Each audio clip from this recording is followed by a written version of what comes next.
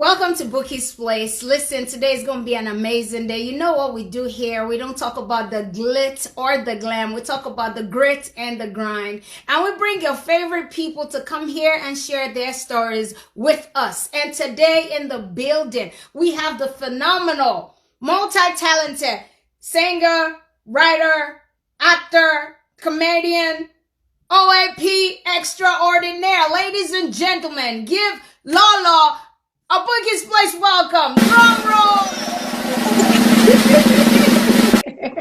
It's always good to have you, man. Lolo, thank you so much for coming back. You've been a great friend, a great inspiration throughout the years. What now? How many years now? 20 years? More, I'm sure, because I've been doing this for like 18, so we've known each other longer. Wow. I see go. But man, we don't hold. But welcome to Bookie's Place. Welcome to Bookie's Place. Let me tell you what we do here. In a world where everybody's talking about the glitz, the glam, the accolades, and the awards, we don't talk about that. We talk about the grit and the grind. What we do is we practically equip people with resources, tools that they need to do destiny. And we bring people like you to share your stories, your journey, so that they can see that if Lolo, that I love so much, went through all of that and she's standing, I have no excuses. I have to get up and do destiny. So it's going to be your story. I'm going to shut up. You start from the beginning where you were born and we transition into how you got to where you are. But listen, the ball is in your court. Wherever you flow to, we flow to. So welcome to Bookie's Place. Thank you very much for having me at on Bookie's Place. I'm really excited to be here for the second time. My name is Omotunde Adebowale David, for those that do not know. I'm from Ogun State, in Ogun State, yes, Ijebu to be precise. I know a lot of people think I'm Igbo, but I call myself a Yoruba woman, but an Igbo woman by choice. For those that understand, I trained as a lawyer. I was called in 2001, so I'm a barrister at law. I think I'm like 21 years post-call or 20 years post-call. And I started my broadcast career like, I actually practiced law for like 3 years so that, you know, I can get it out of my system that it's not like I failed, I didn't do it. One of my mottos in life is that I'd rather be the best at what I do than be just one of those that do something. When I was practicing law, I enjoyed the drama that the court brings. But you see, every other thing was not working for me as I wanted. You know, a lot of people will wake up and they will get going and they will go to work and they'll be excited. But I found out that I wasn't excited about it. I would go to work and some days I would cry. Mondays were my worst days because those were days that we did like our chamber meeting and everybody had to give an account of what you've done during the week. I know because I wasn't really feeling it. It was so challenging for me. And that was where I think I had my first bout of depression. Because, you know, you're doing law. Everybody loves the English I speak. You know, I go to court and I'll perform. It's not like, oh, everything I went to do in court, I didn't get. Of course, I never failed to get an application. But I wasn't happy doing it. It was like a chore. Every time I put on my wig and gown, I was like, oh my God, yet again, I have to do this. And I'll remember one thing that one of the heads of chambers said to me one day that actually cracked me open and made me know that, hey, you can't keep doing this. If you're not going to be the best at this, then jump ship quickly before your life is sucked into this. I remember a chamber meeting we had a day. And you know, they would complain about how unenthusiastic I was about the job, even though I was giving my best. It just seemed not to be enough. And that's one thing you need to know about life's journey and your destiny. Sometimes if you're walking the path that you ought not to walk, everything feels like rock. It feels like mountains. It feels insurmountable. You feel like you're not doing the best that you can. One day he said to me, he said, Motunde, do you know that it seems that your head is made up of sawdust?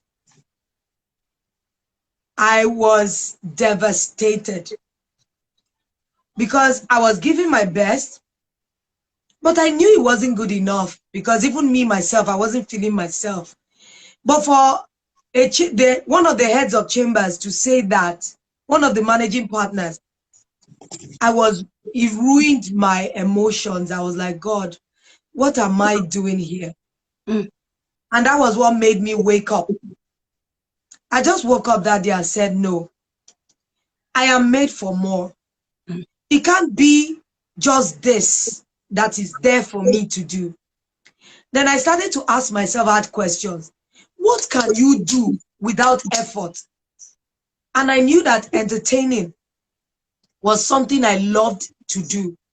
As at this time I was telling you, I started doing all sorts of things. I was emceeing at this time, and I would enjoy it immensely. I would take people's wedding, even though they were paying me 1,000 naira, I would take it. 2,000, I would take it. 3,000. And do you know that I said to myself that I found more joy doing that than going to the office? And at that time, my chambers was even paying me rubbish. If they send you to court in Ikeja, Bouquie, they would give you like, let me not exaggerate, 500 naira. And they will still ask for change. Can you beat that? You'd account for every penny for the 250 naira they gave you. And all those things just used to kill me inside. That was when I started to know that we are multi-talented if you allow yourself to know yourself. That was when I found out that I could do makeup. Do you know that at that time, with no training, I was doing bridal makeup for a stipend? But because I was frustrated at this job, I was looking for every other thing that could fulfill me. Outlet. And give me some kind of ease. And that was when I started to, get into my art self. And a day came, I said to myself that, no, I'm not going to do this anymore. I'll go to work on Monday. I would look like an old woman because I dread what's going to happen. So sometimes we beat ourselves. We are hard on ourselves for the wrong reasons. I would say that it's not like you are not good enough. You are just probably not doing what you are called to do. And as long as you are not doing what you are called to do, trust me, if you do it for 20 years, you will be frustrated.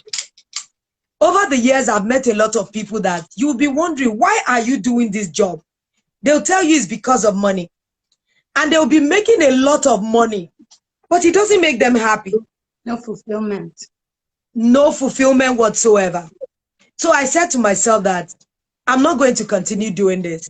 And that is when I took the biggest decision of my life to change my career. Bouquie, and at this time that I'm talking about is 3-4 years post-call. That means a lot of my colleagues were beginning to grow in their areas of calling. They were beginning to become company secretaries in training. And me, I was about to start a new career. Do you know what my mom said? She started to cry when I told her that, Mommy, I wanted to do entertainment. Mommy, so me bami. All the years, all the money they spent on me getting a law degree. If you understand Yoruba, you appreciate it. She said, Overlord Diajo Bashile. That means you want to become a dancer that earns stipends. And I was scared. Bouquie, I was scared. Because at that time, I didn't know exactly what I wanted to do. But I knew that I wanted to change what I was doing. That this was not working for me. And if I didn't change it on time, my life was going to implode. And I was not ready for that. So a day would come, I would leave the job, no forwarding job, no nothing. I started to prospect.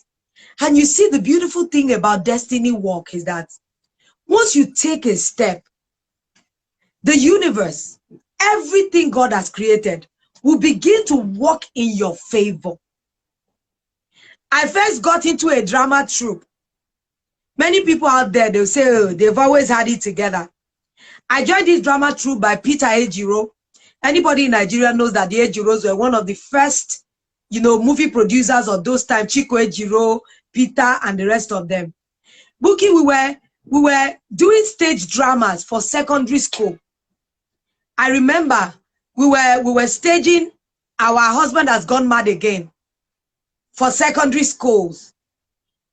We were rehearsing in an uncompleted church in Ejigbo.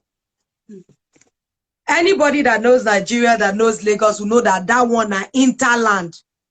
Mosquito will bite us. Sometimes we'll be there overnight. That is a lawyer. Hey, my mom will look at me coming back with mosquito bites all over. And do you know, when we will go to schools to perform, how much do you think secondary school's children will pay to watch a stage performance? Maybe 50 naira, 30 naira, or 10 naira at that time. Because I'm talking to you about more than 17 years ago. Do you know that my take home sometimes will be 100 naira? That's when we have a good show. Sometimes my take home will be 70 naira. But do you know that I would take that 70 naira with joy? I would be so happy getting on stage, doing my thing, I found fulfillment and joy compared to when I was practicing law, that they said my brain was like sawdust. This is the same person. Nothing about me changed. I only deviated in my work. I choose another path. And that was what started to connect me to other things.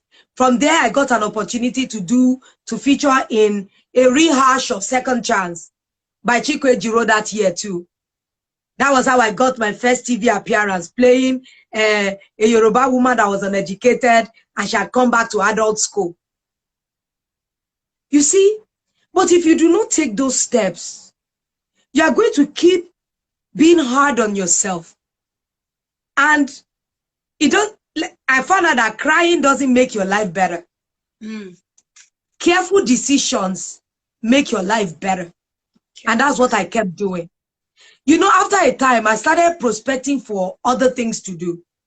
That was when I found myself at Channels Television, prospecting for jobs, looking for an opportunity to see what I could do more. And it was from there, they pointed me in the direction of Federal Radio Corporation of Nigeria Training School. I will never forget the name Arthur. I thank him immensely because he might never know, but he's part of my foundation. He asked me to pronounce his name, and I probably didn't pronounce it well. And he said, your diction is good, but you could do with a little bit of tidying up. Do you know many people out there? I found out that if you correct them or you criticize them constructively to help them to do better or work on themselves better, they see it as something bad. Oh, you're attacking me. You are shaming me. You don't think I'm all good. Sometimes it's not because people think you're not good, but they are criticizing you because they want you to do better. And that's what I did. And thank God I took that decision. If I didn't take that decision, I never would have met Bouquie. I met so many greats in that class. Oh yeah, all the way. So many greats I met in that class. Every one of us that were in that set, I can count on the feet. I doubt if there is not, like maybe 75% of us are doing extremely well at the things that we have all set out to do. Do you know that because when you're on the right path, everything will keep aligning? That was how I got my first job with Radio Corporation, with FRCN, with Metro FM. Immediately we finished from class, because I was one of the top students, I was just given a contract employment immediately. And I started my journey. And let me tell you, do you know I never thought radio initially. I actually thought TV. But because this destiny we're talking about I believe is in God. And even if you don't know what you want to do, keep taking your steps. It's all about the steps you are taking. I love scriptures. The Bible says the steps of the righteous are ordered. He didn't say the sitting down. He didn't say the sleeping. He didn't say the thinking. He didn't say the careful thinking or the intelligent, calculated work. He just said the steps. So it does not matter whether you are taking your steps up or down. You take it. Just keep moving. And you see that every other thing will begin to work in your favor. And that's what I began to experience in my life from there on. I faced challenges. So I told you at this time, a lot of my friends were beginning to be company secretaries. You know, they were becoming lead counsels. So when they see me, how do you think I used to feel? I was doing a husband has gone mad again. Imagine when your children come and they say they saw a lawyer on stage acting and I earned 70 naira. How much do you think was in my account at that time? But you see, if you really want to get your destiny together, if money is the thing that drives you, you are not ready. You are not ready. If you don't have passion, doggedness, discipline, focus, you are just going to be like yo-yo. No destination. A rocking chair that moves. No matter how much you move a rocking chair, you are not living where you are. You are just making motion. And that's where a lot of people are. They think they are moving, but they are just rocking in its position. So you need to take steps that will move you further into the things that you want to do. I never told you that I didn't cry. Why didn't I cry? When I started working in Radio Nigeria, yes, I was already on the path. But do you know how difficult it was? I was living in Ikotun. I had no car. I had nothing. I was entering bus. Sometimes I would do nights. So you can imagine, I would go from Ikotun to Radio Nigeria that was near Obalende. Sometimes they will bounce me between Radio 1 and Radio Nigeria. Sometimes your colleagues, because they can see the potential in you, they will do everything to make you feel bad. I will never forget my first experience on air. I don't want to mention name because she's someone I respect, and maybe she was acting within the knowledge she had at that time. A young presenter that had never done radio. She asked me a question about some tribe in Ghana. And I didn't know it. She laughed and made mad joke of it. That anybody that was listening would actually think I was dumb. But do you know what I did? I took it from her like rub or pomade. I use it to rub my body. I went home that day, researched everything I could find on Ghana. The tribe, the culture, the food, the people.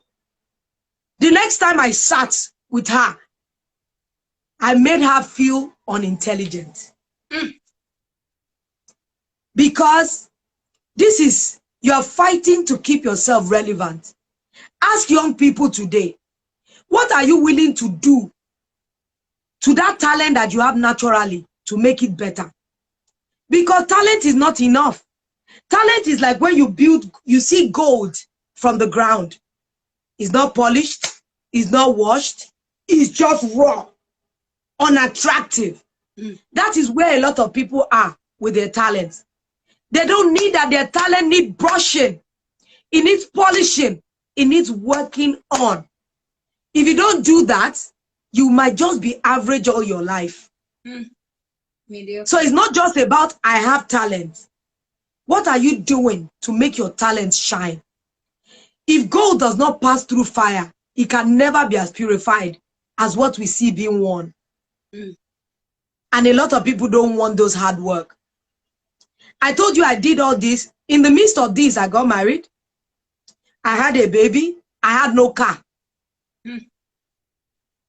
I would go to work till I had my baby.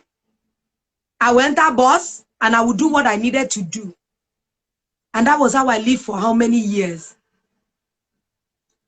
But you see, as long as you keep doing the right thing, things will keep pushing you forward.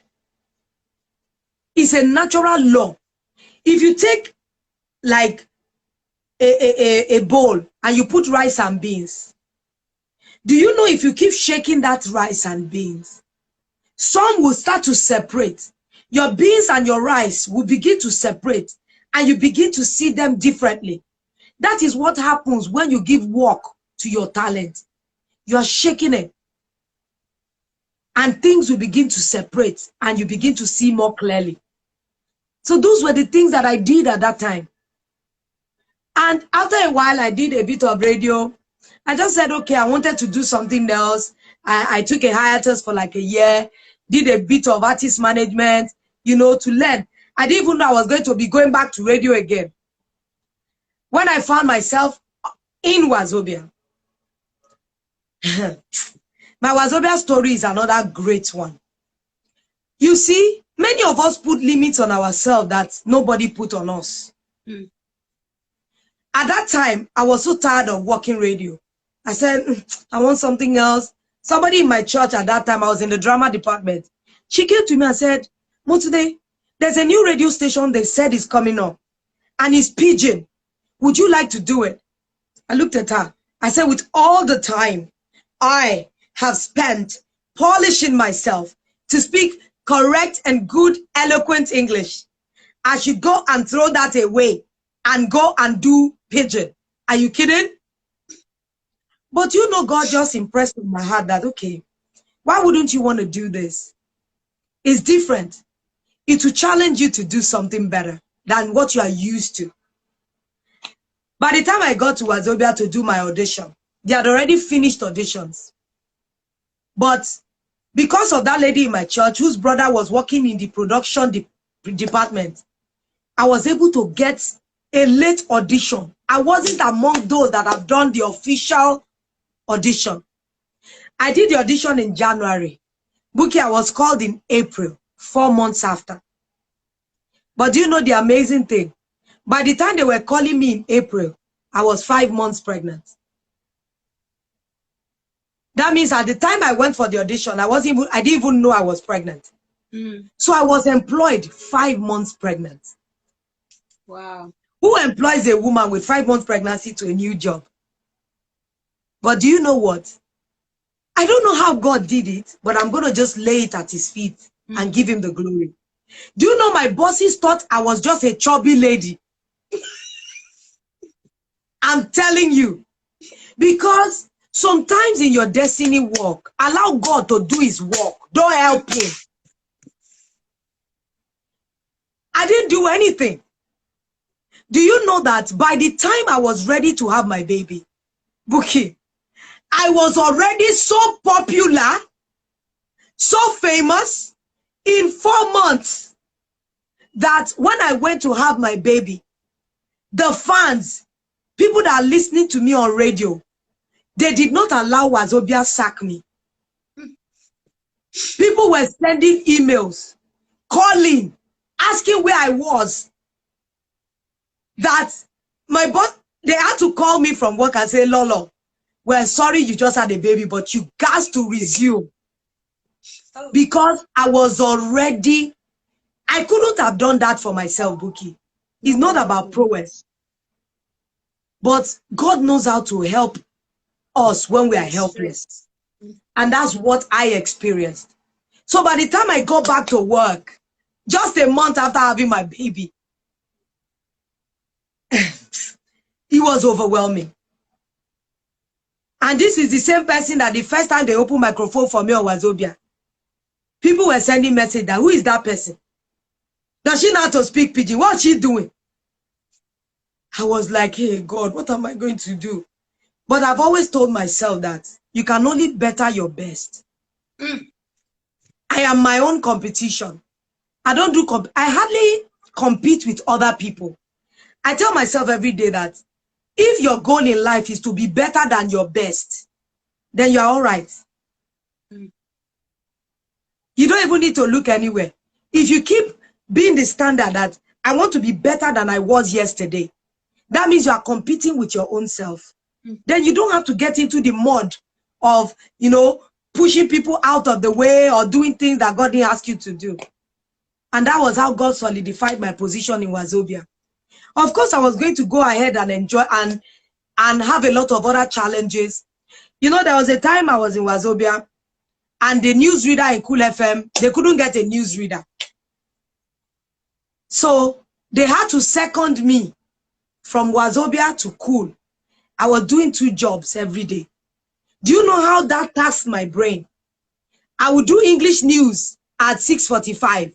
I would do Wazobia news at 7:30.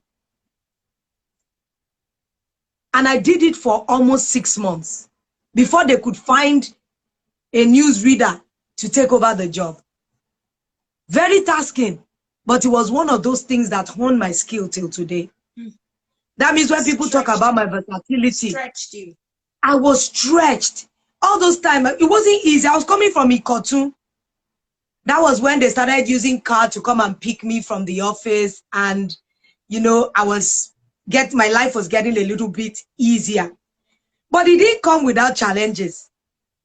I remember one time, that was when I never forgot the name of this tennis player, Roger Federer. You know, I think I called him Roger Federera. Boukie, I would wake up the next 2 days and I would see an editorial in one of the top selling newspapers at that time. Chebi, I thank God that social media wasn't strong or wasn't like existing that time. Where the person wrote, where do they get these crops of uncultured, uneducated, untrained newscasters that do not know how to pronounce names of foreign sports people? You know, another person would have said, tell me by me, my life has ended, oh, cuckoo kill me. But you know what? I'm still the person that I got my first award as a newsreader. And it was the orange ribbon. It was given to me by a group of advertising practitioners.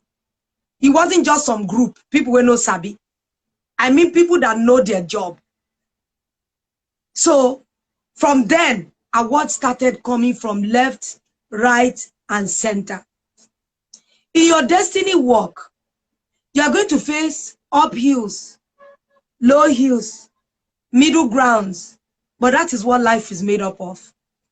Every time I see somebody that has a heart monitor is attached to them, and I look at it, do you know that God is not silly? He knows exactly what he's doing. If you look at a heart monitor, you will see that if it's on a plane, you are dead. But if it is going up and down, up and down, up and down, that means you're living. That means you're breathing. That means your body system, you're working. That is how life is meant to be. So don't be afraid of things that challenge you. Don't be afraid of poverty. When people talk about poverty, I always tell my junior colleagues now that you can't use poverty to scare me. I've been there. When I didn't have money and I didn't have motor, I would carry my baby on Okada to go and do voiceovers in Ikeja. You know, all the advertising companies were in Ikeja, Axis, in GRA. Yeah. When they call you for voiceover like this, they are telling you to come immediately. I would take a bike from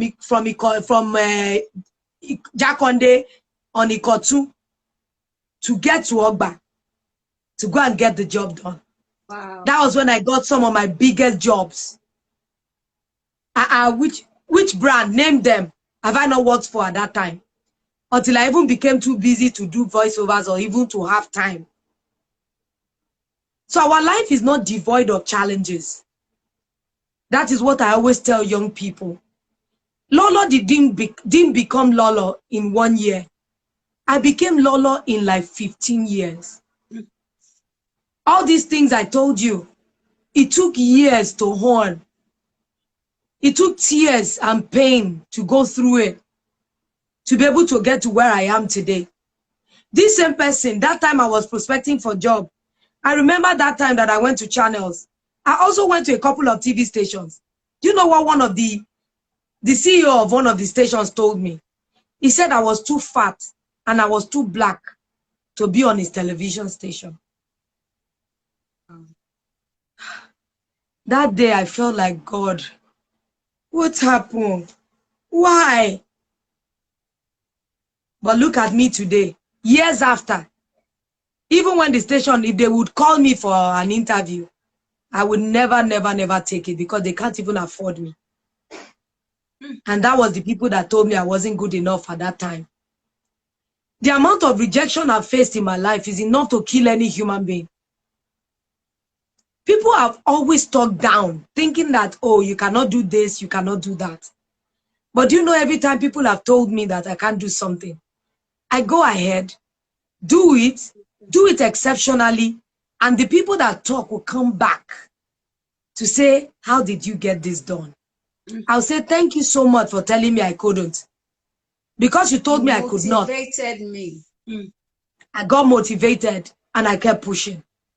I say to women out there every day, beauty is vain. No.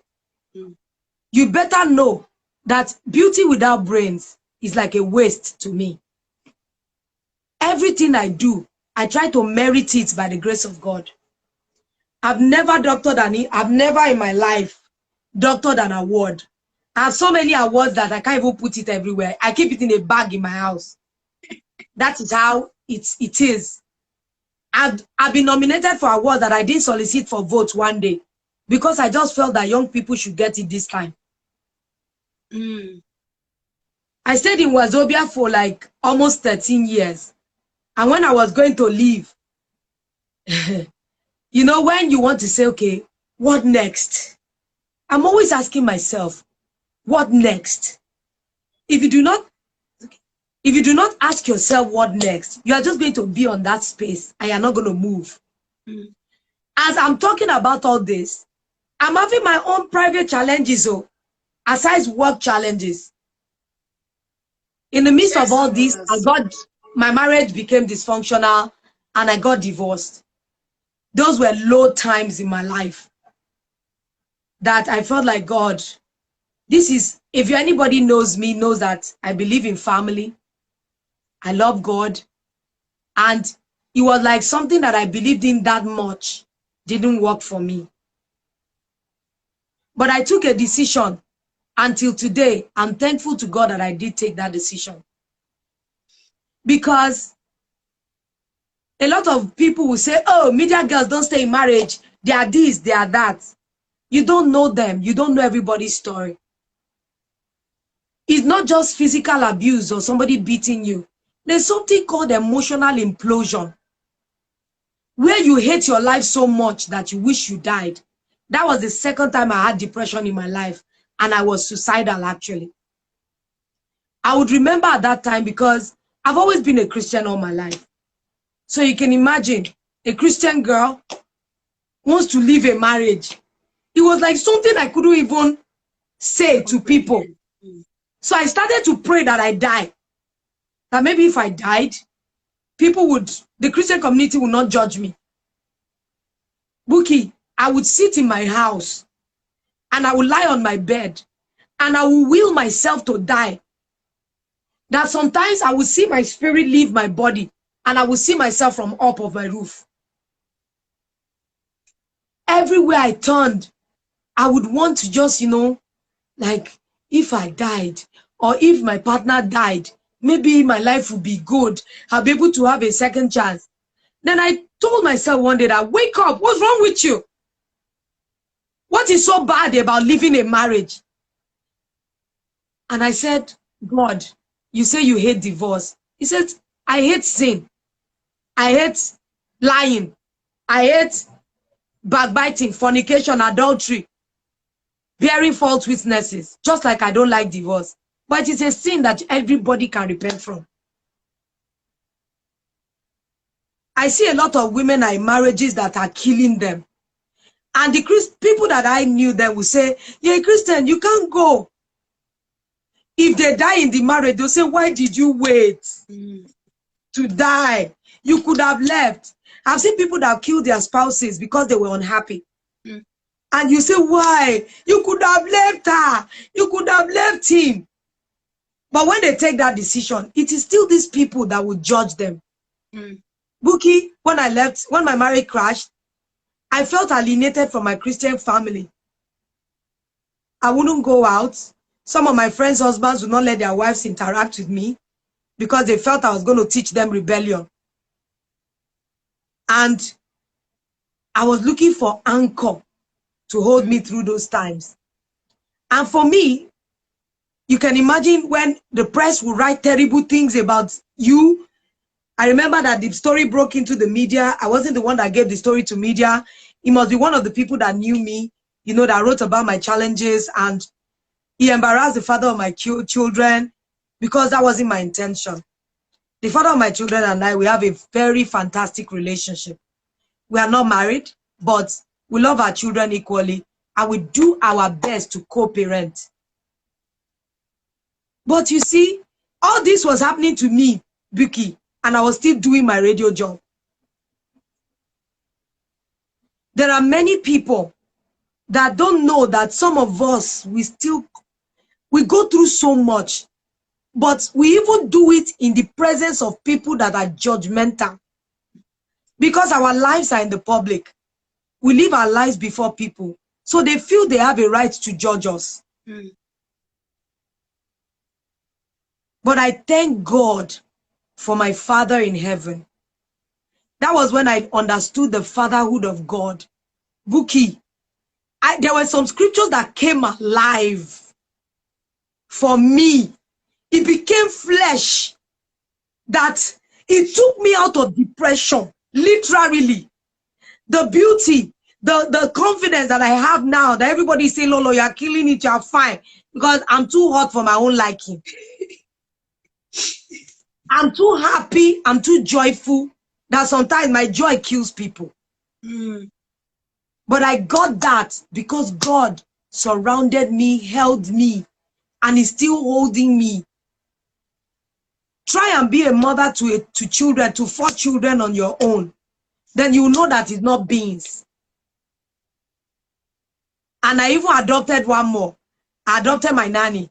So she's my 5th child. And I have children that I mentor from all over the world presently that refer to me as mom, that defer to me on everything. But all these challenges that I told you about is common to every one of us. It's just that it comes to us different ways. I always beg people that if you do not know people's story, don't speak about what you do not know. A lot of women and men are facing depression today and committing suicide because people get into their matter and they don't even know what's happening. Imagine when people were talking all those kinds of things, I let it affect me. I'm the general manager of a radio station today. And I'm so proud to say Lasgidi FM 90.1 everywhere. When I was about to leave Wazobia, God told me I was going to leave Wazobia 2 years before he let me leave. I'm telling you, Bouquie, when I did my last Praise Jam MC, I was the MC that year. I was ready that, come January, I'm going to just leave and things that. But God kept me there 2 more years. Do you believe that this job that I'm doing now, I never solicited. I was called, my manager was called on his phone that please, we would like Lolo to come for an interview. In my mind, I actually thought I was going to change radio station. Do you know that it was when I sat for my first interview that they told me they were interviewing me for the post of a general manager of a new radio station? You know, when I got home, I rolled on the floor and I sang, "This God is too good, oh." Because when God wants to embarrass you, he will do it in a way that nobody can just do anything about it. I didn't know anybody there, even though I knew a couple of people. It wasn't really about, I didn't know anyone. They grilled me because of who I was. They didn't want me to think that, oh, because you're Lolo, you just get a job. This is my first big managing position. And you not believe that. When every time I left an interview, everybody scored me highest. When I hear people, I've never slept with anybody in my life for money. I have never earned for money. you know, that they'll say, oh, you did prostitution. I have never in my life done it. I've never done anything to get a role. Everybody loves me in Adaku. I got Adaku by prayer. Do you know that there was a year I looked at Funke and I said, God, I wanted to work with this woman. But I didn't want it to be that somebody took me to her. That was the prayer I prayed like 4 years.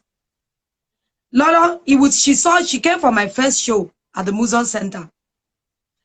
She saw me again in a white crib. Like, this girl is talented though.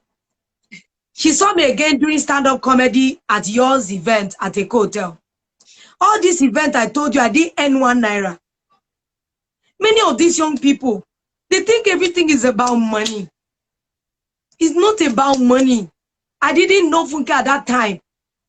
She told me that she wrote the script for somebody else. She said every time she would feel like something would tell her, call Lolo. And she called me one day, offered me the role.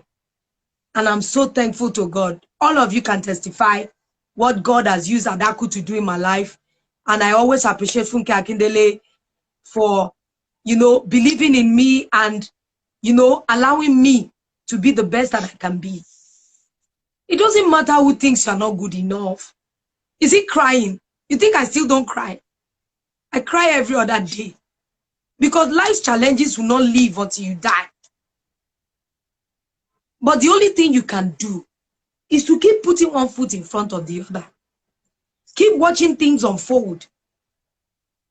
That is how you will come to know that that thing that people say like joke, last, all of us go day all right.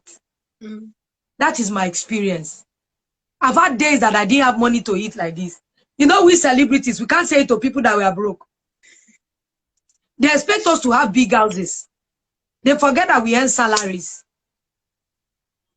If you are not doing any other business that runs into millions, how would a broadcaster be able to buy a whole house? And when these people do those things they don't like, they are the ones that will still tell them, oh, why are you prostituting? And when you don't have a big house, why don't you have a big house? Maybe you're a celeb.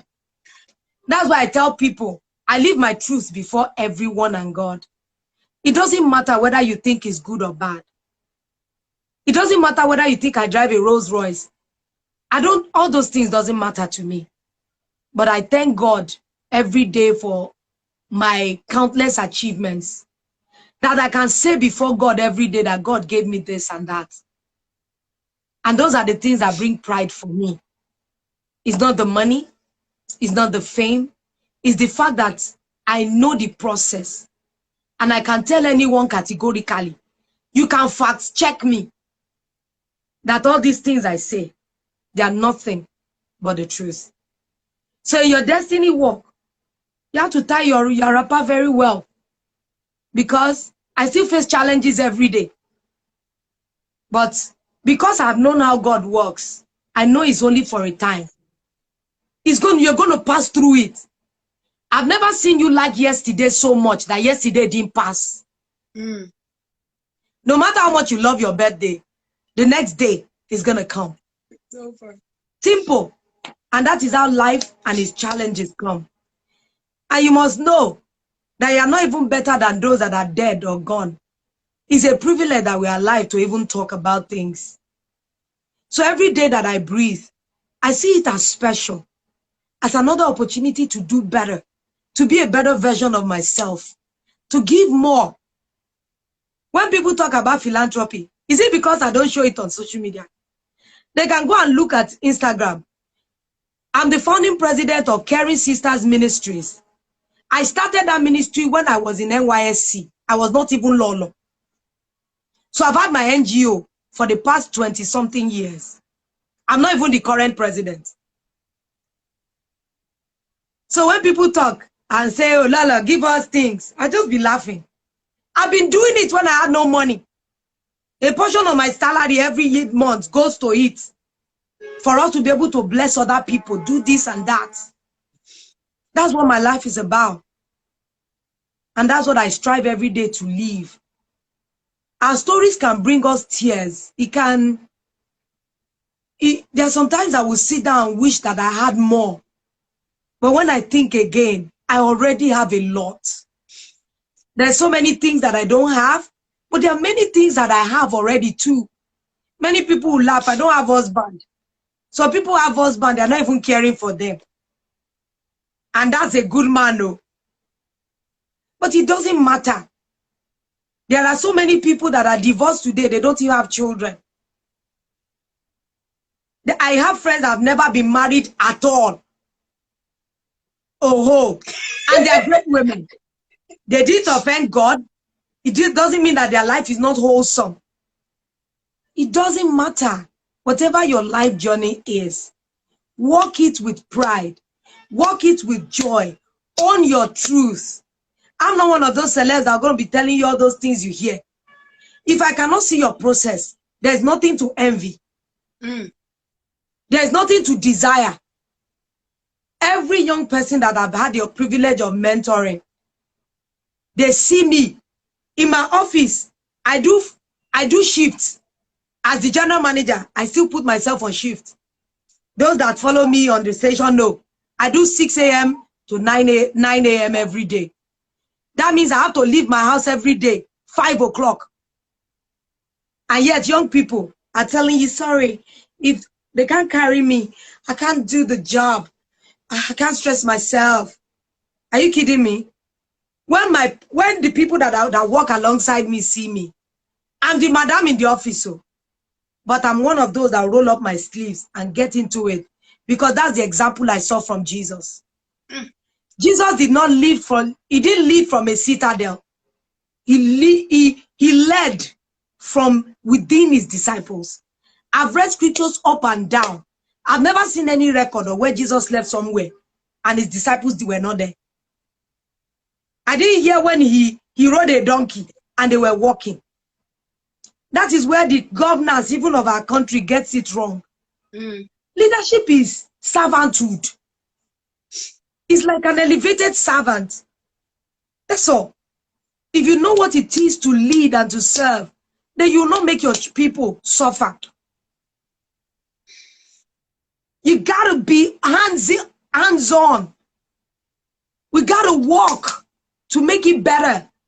If everybody was leading from their glass houses, what do you think we'll all be? You know, people just like bogus stories that make them feel good. But those that have the tears and grit story, we don't smile. It's not easy. Being a woman, wanting to forge ahead, and you want to still keep your self-worth, you still say easy.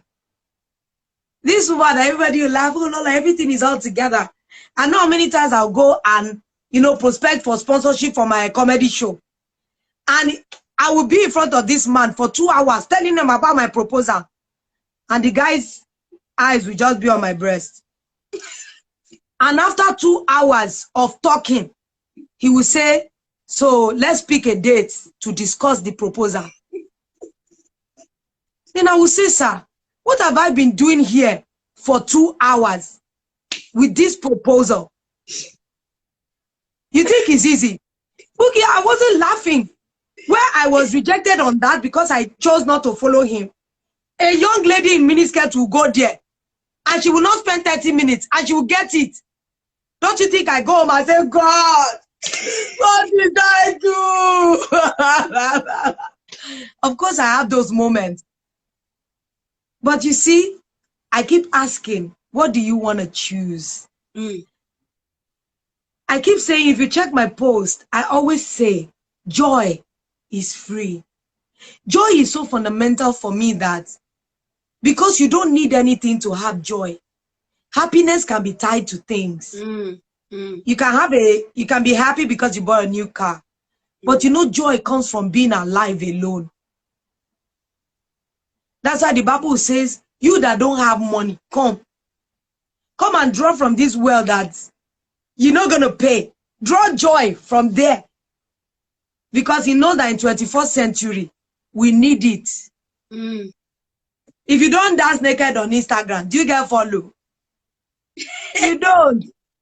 But they are the same people that say, oh, we want somebody to live straight and narrow. You need to do this. If I wore one dress that showed my breast, not even physical, the crucifixion, I nearly died. About it.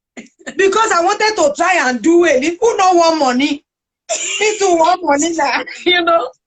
But you know, that's not who we are inside. And I keep telling people, believe in yourself. Forget about what you think is not there. The focus I have in life, one of the things that I told God I wanted to do on radio was to bring joy to people. And you know that that's been my testimony for all the years I've been doing radio till now. I am content doing that. I never went to radio to get money. Money comes along with your passion. Say that again. Say that again. Say that again. Money comes along with your passion. Because God knows that money is a tool to be able to achieve better things. So He's going to give you money. I have done many things in my life afraid. I produced my first movie afraid. And by the grace of God, I'm believing God is going to get on Netflix in a couple of more weeks. Yes, so amen. And I did my comedy show, 6 editions of it, afraid. I did a musical that cost me, Bouquie, if I didn't do that musical last year, I had a 40-man cast.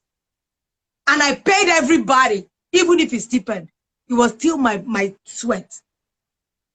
So don't tell me about fear, because I have it too. It's what you do with your fear that matters. Your fear can keep you locked in a room, or it can open the door and face the lion.